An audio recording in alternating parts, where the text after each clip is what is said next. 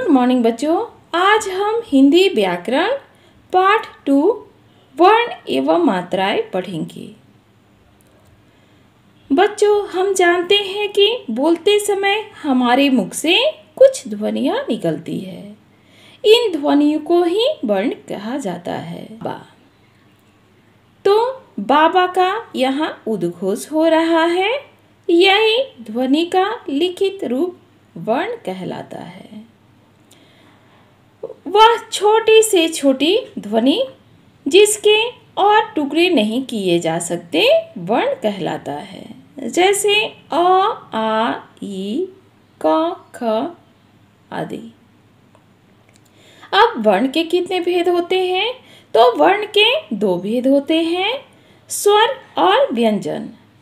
स्वर जिन वर्णों के उच्चारण में किसी दूसरे वर्ण की सहायता नहीं लेनी पड़ती है वे स्वर कहलाते हैं। स्वरों की संख्या 11 है। जैसे अ, आ, ई, उ, री, ए, ओ, औ। ऐसे ही व्यंजन वर्ण जिन वर्णों के उच्चारण में स्वरों की सहायता लेनी पड़ती है वे व्यंजन वर्ण कहलाते हैं। व्यंजनों की संख्या 33 है। अयोगवाह जो वर्ण न तो स्वर होते हैं और न ही व्यंजन होते हैं उन्हें अयोगवाह कहते हैं।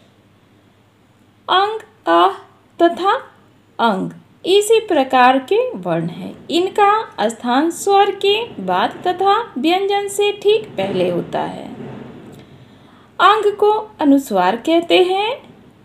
इस ध्वनि का उच्चारण नाक से होता है। जैसे कंस, हंस, संगीत, गंगा, पंख। अब अंग, अंग को ही अनुस्वार कहते हैं। इसे चंद्र बिंदु भी कहा जाता है।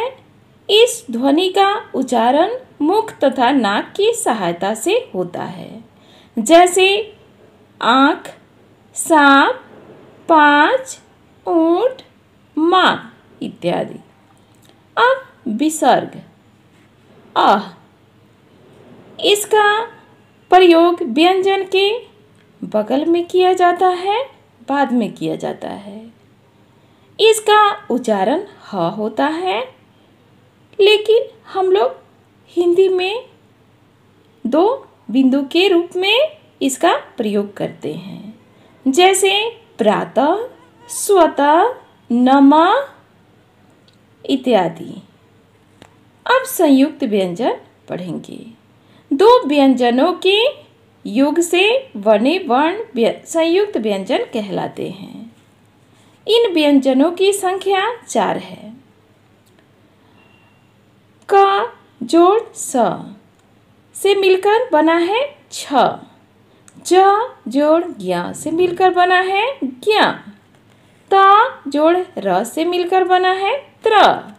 स जोड़ र से मिलकर बना है स्र। तो बच्चों, आज हमने स्वर व्यंजन के बारे में और पढ़ा और आप सब इसको पढ़ेंगे, याद करेंगे और अपनी कॉपी में लिखेंगे। आपका दिन शुभ हो।